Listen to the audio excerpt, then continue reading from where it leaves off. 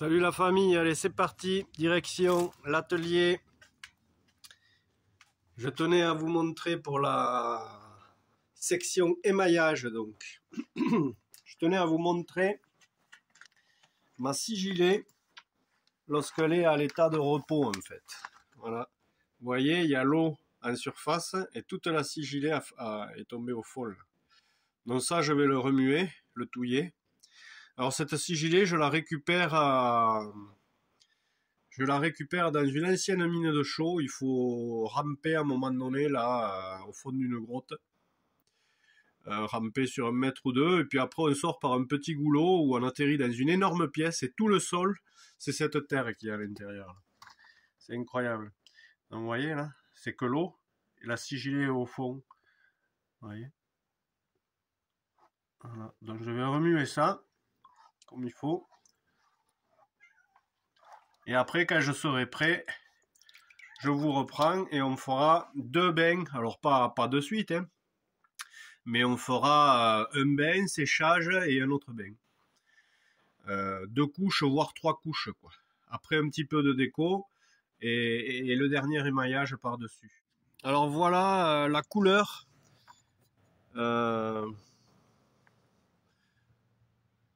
Que va donner les 2 couches de scie gilet. Merde, on y voit rien.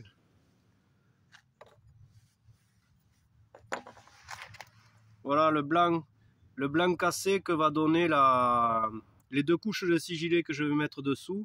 Font tourner les mailles raku avec ce blanc cassé là. Je vais vous le filmer au soleil, on verra mieux. Parce que là pour l'instant c'est pourri.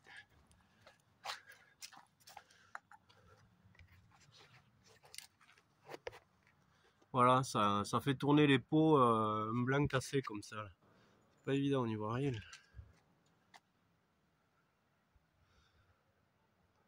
Un joli blanc cassé. Voilà, comme ça, que j'aime bien moi. Et s'il n'y avait pas les 2 couches de scie gilet dessous, comme ça, eh ben, ça donnerait pas ce blanc cassé. Je l'avais remarqué avec un bol une fois. Et j'ai dit, ouais, ça c'est pas mal. Voilà. Les 2 couches vont donner ce blanc cassé. Allez, on va commencer par mélanger, évidemment.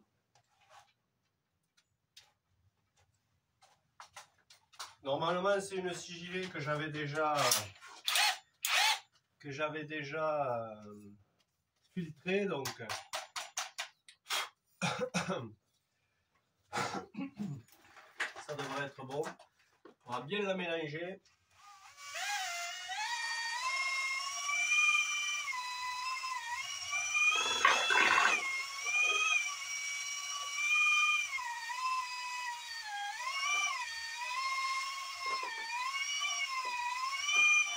Voilà. On va rincer de suite le matos.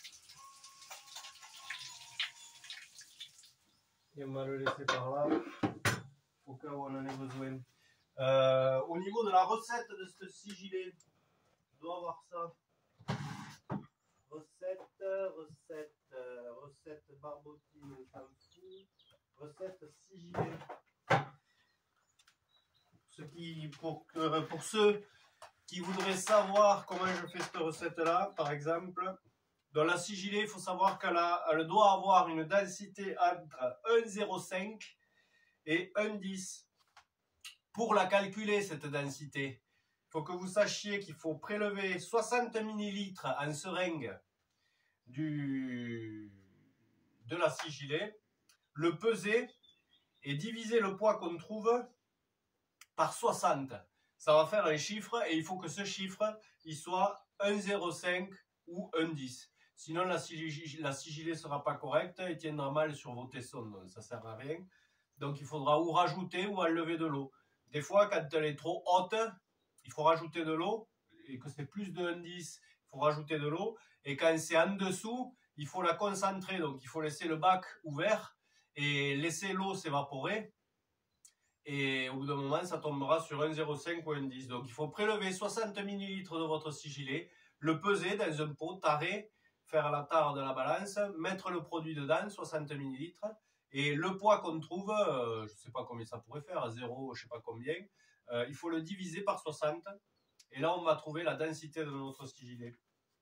Au niveau de la recette, numéro 1, grotte. En fait, je fais 2 kg de terre sèche.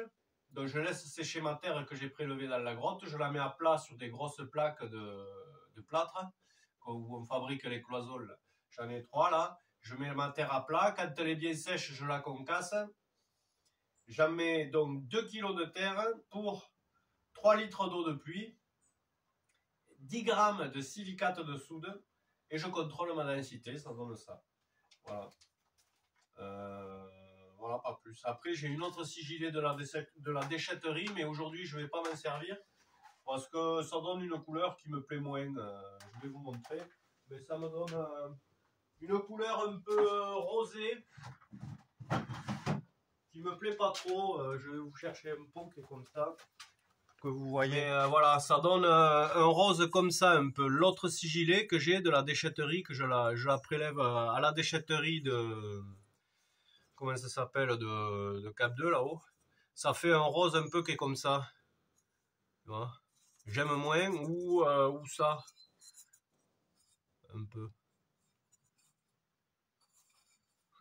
J'aime moins. Donc je vais pas l'utiliser aujourd'hui. Mais bon, c'est quand même une bonne sigilet. Tout est bon.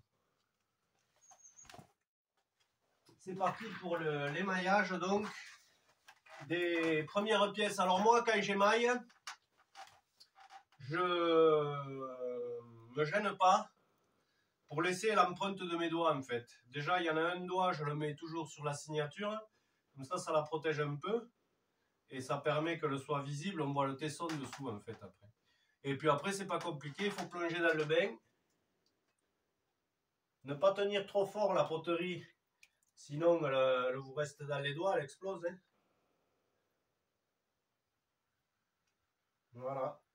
Là, par exemple, j'ai bientôt fini la première couche d'un des bols. Ensuite, je mets ça sur l'étagère de séchage. Voilà, ça donne ça. Hein. Vous voyez, ça a absorbé complètement. Hein. La terre sèche a absorbé la sigilet que je viens de mettre. La sigilet, c'est fin. Hein. 1,05, c'est des microns, c'est que dalle. Hein.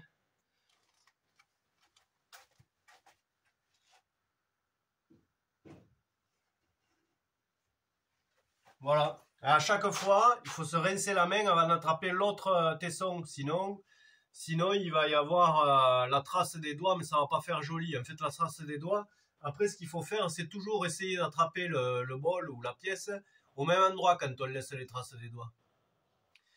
Beaucoup de céramistes vont me faire avec des pinces. Moi, je supporte pas ça. Il y a de la casse, il faut savoir s'en servir. Moi, j'aime pas trop, franchement. Et puis bon, je trouve ça sympa de laisser les traces des doigts. Pourquoi on ne laisserait pas les traces des doigts? Enfin, c'est énorme. Moi, je préférerais avoir une pièce où on voit les traces de doigts d'émaillage du potier 15, 20, 30 000 ans après, plutôt que d'avoir une pièce unie, bien uniforme, tout lisse, là, gna. Enfin, voilà quoi.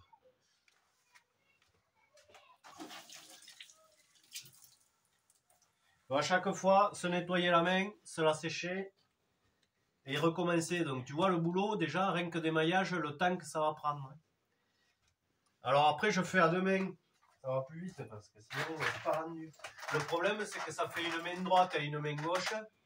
Et c'est difficile après de ressaisir les poteries au même endroit. Il faut déterminer quelles étaient les mains qui ont saisi. C'est pas évident. Donc, moi, je préfère faire une par une avec la même main parce que sinon, c'est compliqué après. Je mets toujours l'index sur la signature. Vous voyez, là, il y a ma signature. Donc, je mets l'index sur la signature. Après, je tiens le bol tout à fait normalement hein, par-dessous. Et ça veut dire que ben, tous mes doigts, là, la sigilet va pas spécialement y aller. Et du coup, ça va se voir. Normalement, les potiers évitent ça, mais moi, j'évite pas. Je trouve que ça fait joli à la fin. Ça donne des trucs, ça donne des petites traces comme ça. Vous voyez, tac, on voit la sigilet dessous et l'émaillage du dessus, à coup, du coup, il n'y a pas été quoi. Moi, je trouve ça sympa. On voit le tesson. Ça fait pas plus laid qu'un truc tout uni. Hein. Voilà. Ouais, voilà, maintenant il faut se taper toutes les séries comme ça. Donc, il y a quand même, pour cette série, il y a 4, 6, 8, 10, 14, 16, 17, 18, 19, 20, 21, 22 pièces avec celle-là encore à faire. Et après, je vais laisser sécher, on va dire 2 jours, 2-3 jours comme il faut quand même. Il faut que le tesson de toute manière il soit assez sec.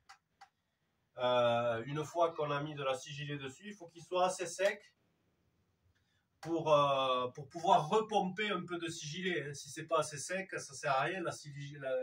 Le tesson ne va pas absorber ce que vous lui donnez. Donc il faut attendre. Hein. La poterie, c'est vraiment un truc qui est sympa, mais tout est lent. Tout est lent. La sigillée, plus elle repose, mieux c'est. Les poteries avant la cuisson ou quoi que ce soit, après l'émaillage, là, justement, plus c'est long, plus ça sèche, mieux c'est aussi. Souvent, c'est une histoire de temps quand même, la céramique. Il faut être patient quand même. J'avoue que si tu es pressé, à la limite, le raku peut se faire assez rapidement. Mais c'est vraiment la seule technique où tu peux aller vite, quoi. Genre, à une époque, là, j'ai fait un stage et dans le week-end, genre le samedi, on fabriquait les pièces et le dimanche, on a cuit. Et le samedi matin, on fabriquait les pièces. Le samedi soir, on émaillait les pièces. Ou le dimanche matin. Et en début d'après-midi du dimanche, on faisait déjà cuire les pièces. Mais il n'y a que le raku qui le permet, ça. Parce qu'il y a de la terre qui est chamottée, donc beaucoup plus résistante à la cuisson par rapport à l'éclatement. C'est une terre qui permet ce genre de technique, parce que ça va vraiment vite, là. Sinon, après, c'est lent. Il faut une semaine de séchage ou 3, 4 jours, 5 jours minimum. Voilà. Et malgré ça, après à la cuisson, il faut aussi prendre des trucs de sécurité au niveau de la. Il faut absolument que le tesson ait recraché toute l'humidité qu'il avait à lui avant 300 degrés ou je sais pas combien.